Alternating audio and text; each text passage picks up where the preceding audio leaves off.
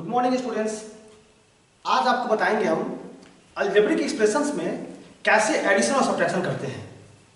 और मैं आपको पहला दिन बताया था, मुझे पता है कि यह वीडियो क्लास 5 के बच्चे हुए देख रहे हैं, और मैं आपको बताया था कि बस आप साथ में चलिए, क्योंकि मुझे पता है कि यह अलजेब्रा मैथमेटिक्स का एक अलग ब्रांच है।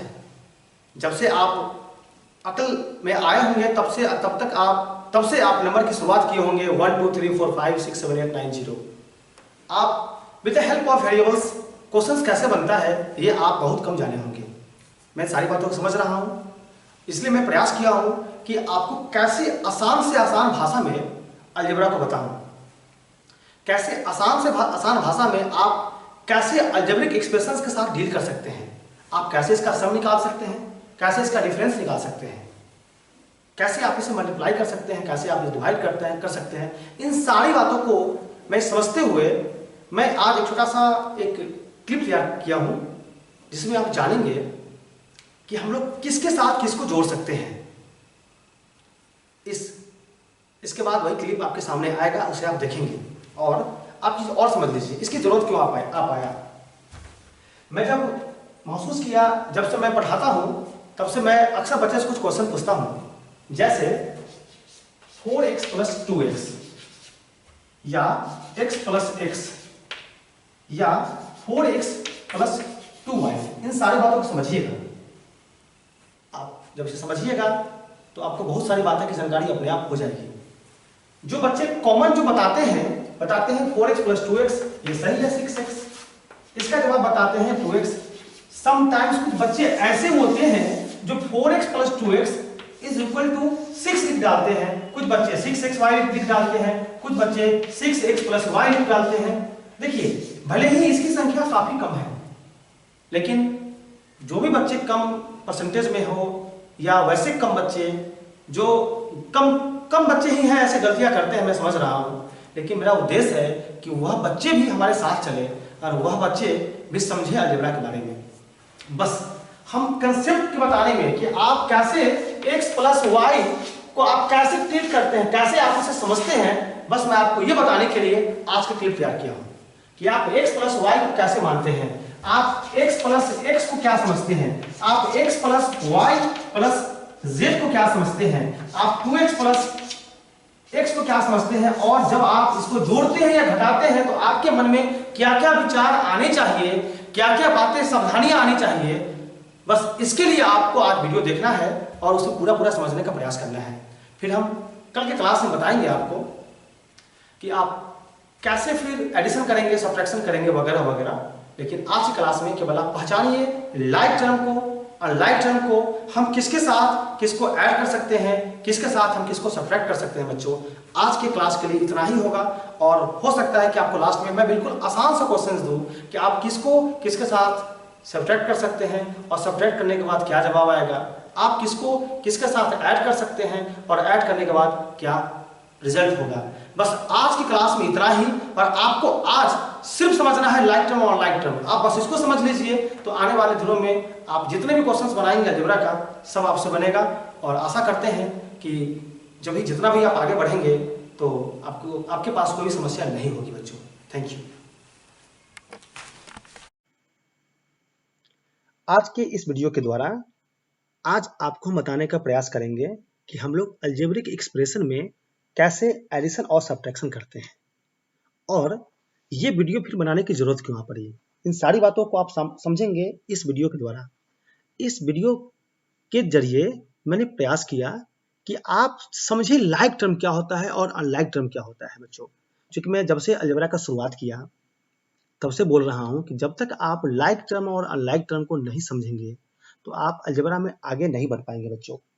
तो चलिए मैं प्रयास करता हूं कुछ वैसे एग्जांपल्स देने का जो आपके आसपास में पाया जाता है, और आप उस एग्जांपल्स के द्वारा आप समझ सकते हैं कि हम कैसे वर्क करते हैं अलजेब्रिक एक्सप्रेशन के साथ, हम कैसे वर्क करते हैं एडिशन और सब्ट्रैक्शन जब हम लोग डील करते हैं इन अलजेब्रिक एक्सप्रेशन। बच्चों, ठीक है, तो चलिए आपके सामने स्लाइड्स आएंगे, आपके स्क्रीन पर कुछ इमेज आएंगे, आप उस इमेज को बच्चों देखेंगे।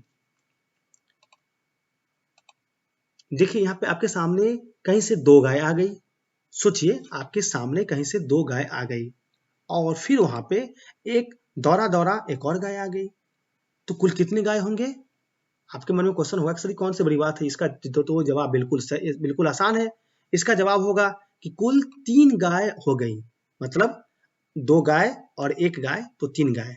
आपने यहाँ पे क्या देखा?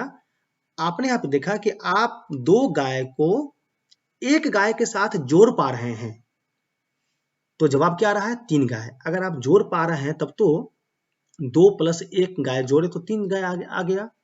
ये बात आपको समझ में आ रहा है कि आप गाय को गाय के साथ जोड़ पा रहे हैं बच्चों। चलिए अब हम आपको बताते हैं दूसरे एग्जाम्पल के साथ, या इसी को अगर लिखना पड़े मैथमेटिकल लैंग्वेज में तो कैसे लिखेंगे? 2 cows + 1 cow = 3 cows। ठीक है बच्चों, अब हम देखते हैं दूसरे एग्जाम्पल के साथ। 2 गाय हैं, अब वहां पे एक बकरी आ गई, अब क्या होगा?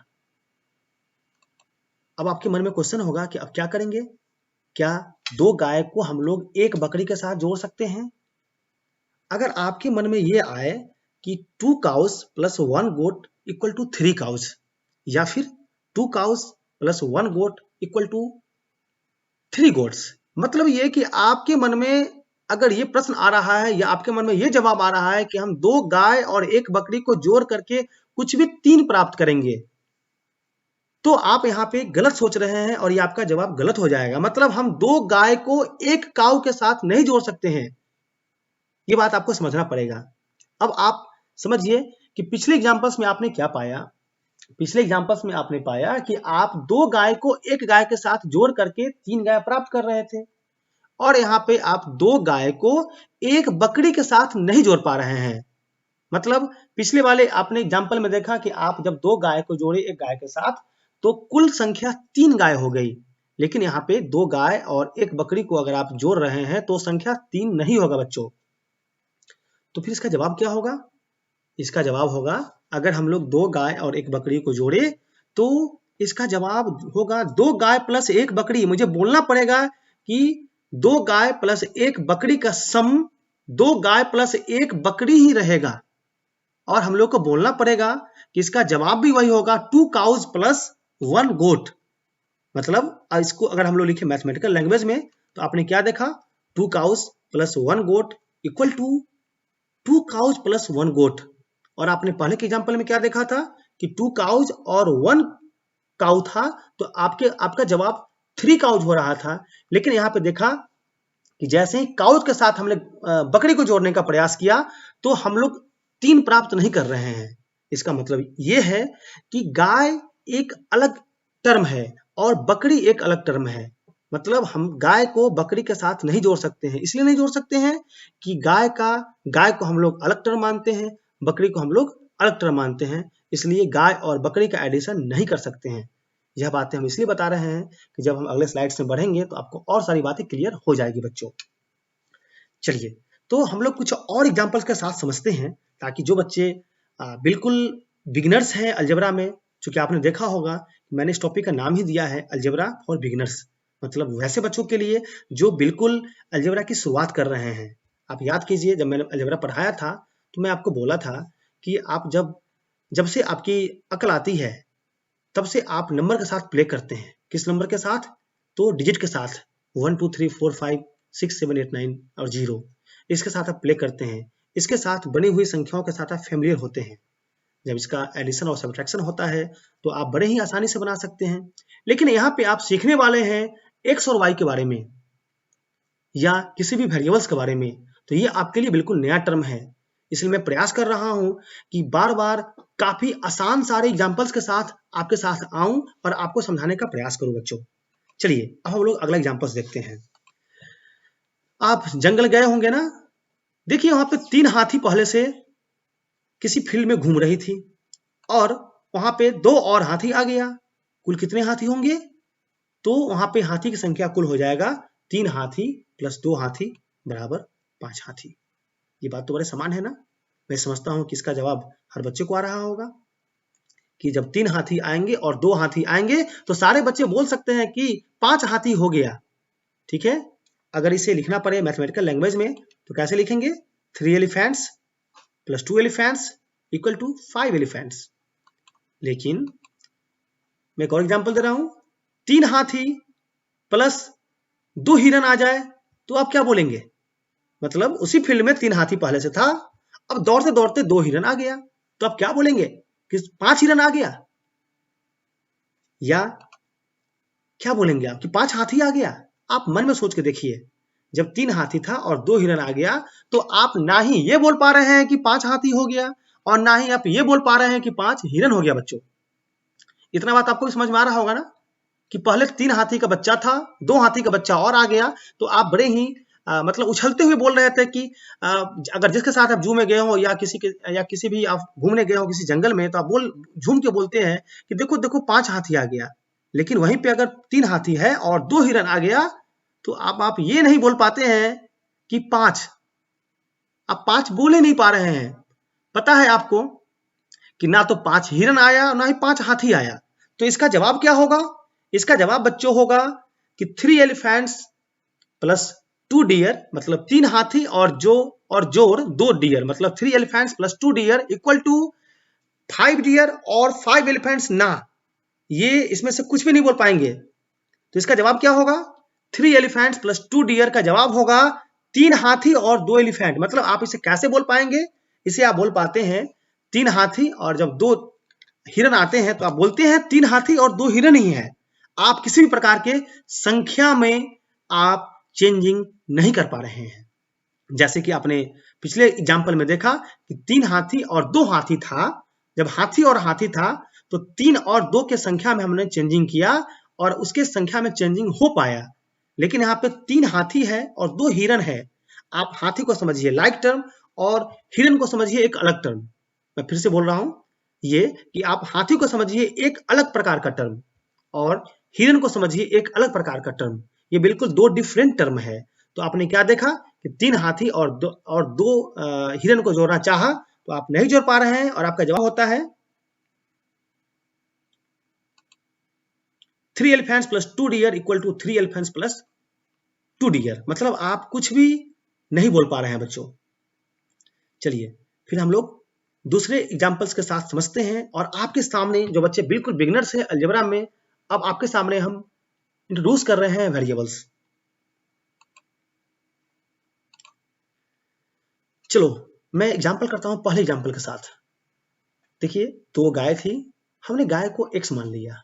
ठीक है, गाय के सामने देखिए, गाय की पीठ पे आपको x दिखाई दे रहा होगा। 2 गाय था तो हमने यहाँ पे 2x ले लिया, एक गाय के लिए 1x, दूसरे गाय के लिए 1x। अब इसमें हमने चाहा एक और गाय के साथ जोड़ दे तो क्या जवाब आता है? आप फिलहाल अभी x को समझना छोड़ दीजिए, आप ये देखिए कि क्या आप 2 गाय को एक गाय के साथ जोड़ पा रहे थे? तो आपका जवाब आएगा कि यस सर, जोड़ पा रहे थे। अब x को समझ लीजिए, एक गाय के लिए हमने एक x माना, दूसरे गाय के लिए एक x माना। अब जब ये दोनों गाय को जोड़े तो क्या हुआ? x प्लस x, तो यहाँ पे क्या हुआ? x मतलब 3x हो गया। मतलब जब इसको समझे हम लोग गाय के टर्म के अनुसार तो यहाँ पे 2 गाय प्लस 1 गाय 3 गाय। अब हर गाय को हमने x माना तो ये x प्लस ये x, तो क्या हुआ? x। मतलब ये हुआ कि 2 गाय के लिए 2x और इस एक गाय के लिए 1x। जब 2x प्लस x को जोड़ा तो जवाब क्या हो गया? 3x बच्चों। ठीक है, आपने यहां भी देख लिया कि जैसे हम लोग वहां पे संख्या में गाय के साथ गाय को जोड़ करके संख्या को चेंज कर पा रहे थे, वैसे ही हमने यहाँ पे 2x प्लस x को जब जोड़ा तो ये 3x हो जा रहा है। अब समझते हैं अगले एग्जाम्पल के साथ। जैसे ये मैं पुराना स्लाइड ही आपके सामने रख रहा हूं, ये वही एग्जाम्पल्स है। जब आपने 2 गाय और एक गाय को जोड़ा तो आपके सामने 3 गाय हो रहा था। 2 cows plus 1 cow equal to 3 cows हो पा रहा था, जिसे आपने अभी पिछले स्लाइड में समझ लिया। स्लाइड बोलने का मतलब होता है वह चीज जो आपके पेज पे सामने आ रहा है। अब मैं एग्जाम्पल लेता हूं दूसरे एग्जाम्पल का। अब 2 गाय थी, एक बकरी आ गई। तो जैसे आप पहले 2 गाय प्लस 1 बकरी को नहीं जोड़ पा रहे थे, वैसे ही जब वेरिएबल्स को इंट्रोड्यूस करते हैं तो समझिए क्या होगा। हमने गाय को x मान लिया, ये भी गाय x हो गया, तो 2 गाय के लिए क्या हुआ? 2x हुआ। तो 2x और ये एक बकरी के लिए y हो गया, तो 2x प्लस y। जैसे आप वहां पे गाय और बकरी को जोड़ करके संख्या में चेंज नहीं कर पा रहे थे बच्चों, वैसे ही यहाँ पे आप 2x प्लस y को जब जोड़ते हैं तो कुछ भी संख्या में चेंज नहीं आएगा। मुझे लिखना पड़ेगा 2x प्लस वाई। आप और समझ लीजिए, जैसे कि आपने पिछले एग्जाम्पल में स्लाइड में देखा, ऐसा ही स्लाइड आपके पिछले पेज पे था। जब 2 गाय प्लस 1 गाय को जोड़े तो आप क्या प्राप्त कर रहे थे? 2 काउ प्लस 1 काउ। बस जो आपने यहाँ पे देखा उसी को आप लिख पा रहे थे। मतलब 2 cows plus 1 goat equal to 2 cows plus 1 goat. यहाँ पे किसी भी प्रकार का संख्या में चेंज नहीं हो पा रहा है। वैसे ही आपने इसके पिछले स्लाइड में देखा 2x plus Y equal to 2x plus Y ही इसका जवाब हो पा रहा था। हम लोग एक और एग्जाम्पल के साथ देखते हैं बच्चों। देखिए 3 हाथी हैं, अब इसको जोड़ते हैं 2 हाथी के साथ। हाथी को हमने x माना, ठीक है। तो जब 3 हाथी को जोड़ेंगे 2 हाथी के साथ, अभी आप x को नहीं समझिए, तो 3 हाथी और जोड़ 2 हाथी, तो आपके मन में आएगा कि सर इसको तो जोड़ सकते हैं हम लोग। तो हम वेरिएबल के साथ बता रहे हैं, मैं आपको बता रहा हूँ वेरिएबल के साथ। जैसे आप 3 हाथी को 2 हाथी के साथ जोड़ करके आप 5 हाथी प्राप्त कर रहे थे, तो आपके मन में अगर ये आ रहा हो कि वेरिएबल में कुछ और आएगा, तो बिल्कुल नहीं आएगा। अब देखिए आप वेरिएबल के साथ, जब आपने 3x मतलब इस 3 हाथी के लिए 3x, इस 2 हाथी के लिए 2x जब जोड़ा, तो जैसे आप 3 हाथी और जोड़ 2 हाथी को आप 5 हाथी प्राप्त कर रहे थे, वैसे ही आप 3x प्लस 2x को प्राप्त कर रहे हैं आप 5x। इसका यहाँ पे एडिशन हुआ, सिर्फ इसलिए हुआ कि हाथी एक टर्म है, तो ये भी हाथी वही टर्म होगा ना। मतलब यहाँ पे दोनों एक प्रकार का टर्म हो गया, मतलब ये लाइक टर्म हो गया। तो हमने यहाँ पे हाथी को हाथी के साथ जोड़ा और यहाँ पे जो रिजल्ट आया 3 plus 2 elephant equal to 5 elephant, या फिर 3x plus 2x equal to 5x, क्योंकि हम हाथी को हाथी के साथ जोड़ पा रहे हैं। बस वही बात है, 3 elephant plus 2 elephant equal to 5 elephants. बच्चों फिर हम लोग और एग्जाम्पल के साथ समझते हैं। अब देखिए 3 हाथी है यहाँ पे, ठीक है। अब वहीं पे दौड़ा दौड़ा 2 हिरन आ गया। देखिए दौड़ा दौड़ा 2 हिरन आ गया, तो क्या आप सोचिए कि क्या आप पहले हिरन को हाथी के साथ जोड़ पा रहे थे? क्या आप बोल पा रहे थे कि 5 हिरन या 5 हाथी आ गया? अभी आप एक्स वाई को समझ, मतलब आपको ये लग रहा हो कि एक्स वाई जटिल है, तो मैं आपको वही पूछ रहा हूं, जैसा कि मैंने पहले आपको पिक्चर दिखाया कि 3 हाथी और जब 2 हिरन था, तो क्या आप बोल पा रहे थे कि 5 हिरन आ गया? क्या आप बोल पा रहे थे कि 5 हाथी आ गया, या आप कुछ भी 5 बोल पा रहे थे?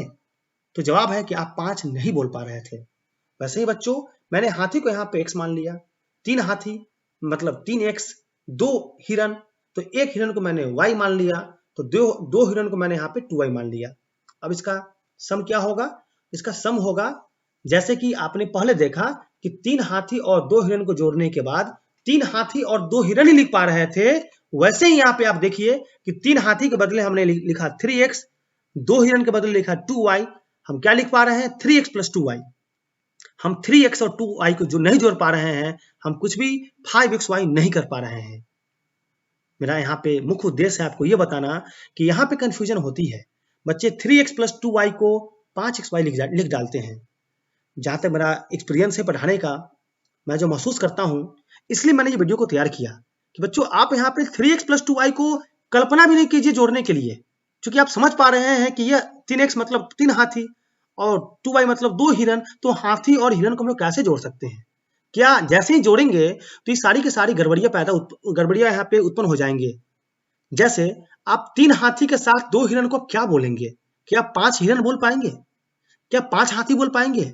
आप अगर कुछ भी बोलते हैं 5 हिरन और 5 हाथी, तो क्या आप सही बोल पा रहे हैं? आप खुद से सोचिए।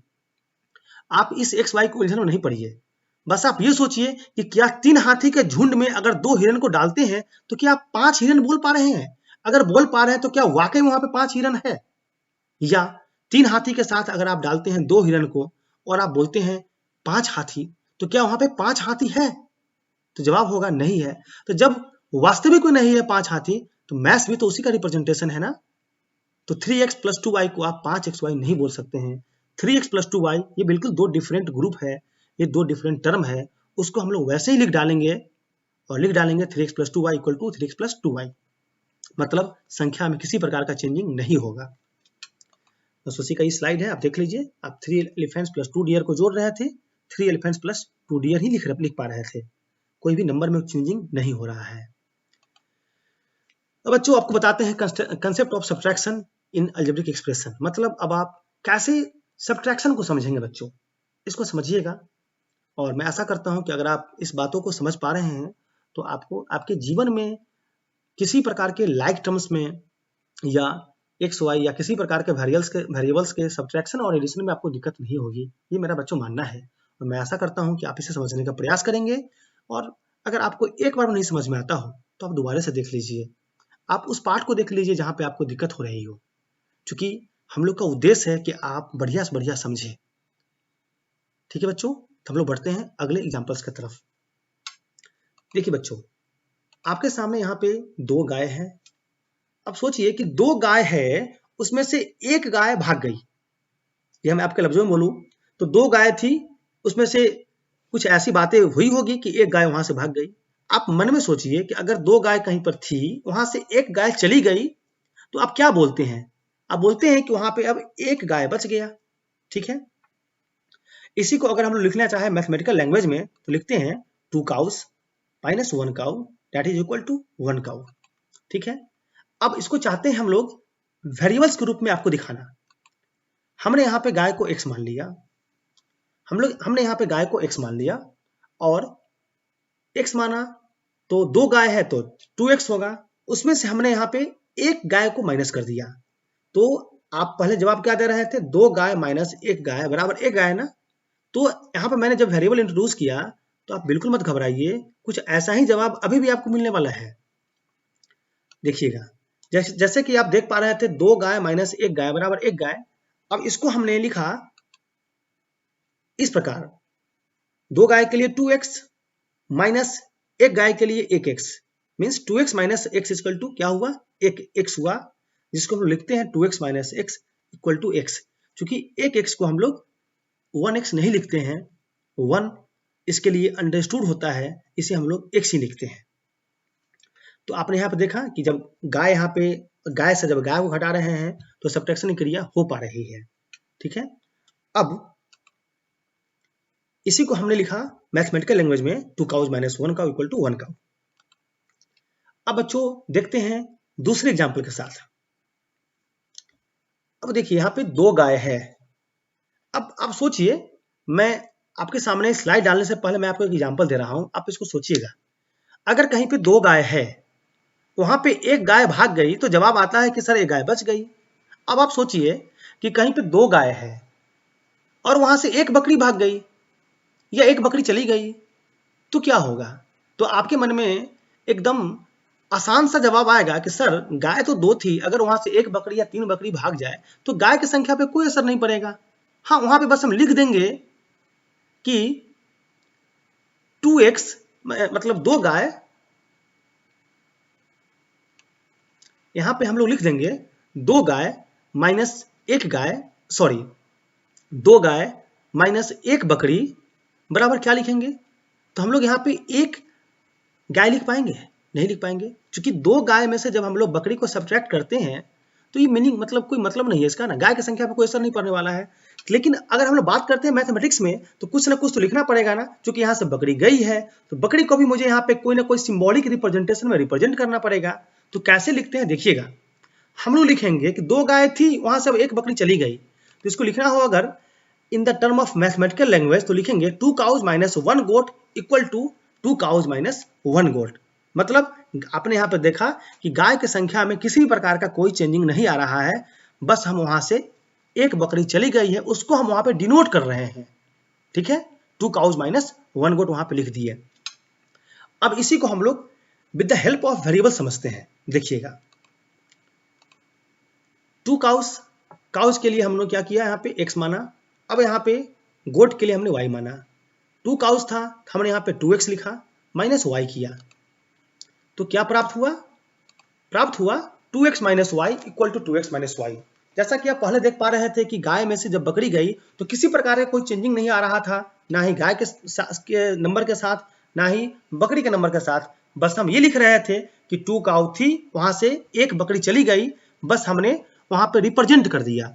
ऐसे ही यहाँ पे 2x minus y equal to 2x minus y ही रहेगा बच्चों। Thank you. आशा करते हैं इन स्लाइड्स के द्वारा, इन एग्जाम्पल्स के द्वारा आपके मन में जो मैं बताना चाह रहा हूं केवल लाइक टर्म आप जरूर समझ गए होंगे, और मैं आशा करता हूं कि अब तो कम से कम आप वेरिएबल्स के साथ जरूर समझ गए होंगे कि हम किसके साथ एडिशन कर सकते हैं और किसके साथ सब्ट्रैक्शन कर सकते हैं।